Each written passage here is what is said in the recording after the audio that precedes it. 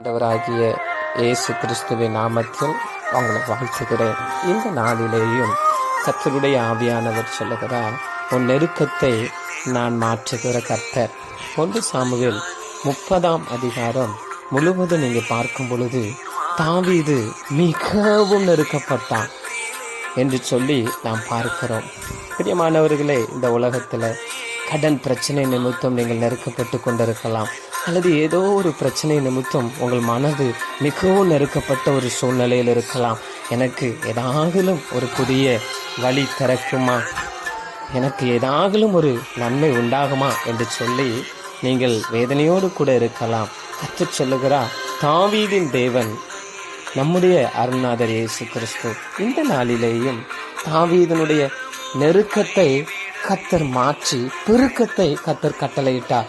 தாவீதுக்கு கர்த்தர் ஒரு ஆலோசனை சொல்லுகிறார், தாவீது நீ தொடர்ந்து போ, சகலவற்றையும் திருப்பிக் கொள்வாய் என்று. உடனே அவன் கீழ்ப்படிந்து புறப்பட்டு போகிறான். அவன் சகலவற்றையும் திருப்பி கொண்டு வந்ததை பார்க்கிறோம். நீங்கள் ஒரு காலத்திலே நன்றாக இருந்திருக்கலாம், இன்றைக்கு ஒரு நெருக்கத்தின் சூழ்நிலை வழியாக நீங்கள் கடந்து போகலாம். ஆனால் கர்த்தரோ சொல்லுகிறார், உன் நெருக்கத்தை மாற்றி நான் பெருக்கத்தை கட்டளையிடுவேன்.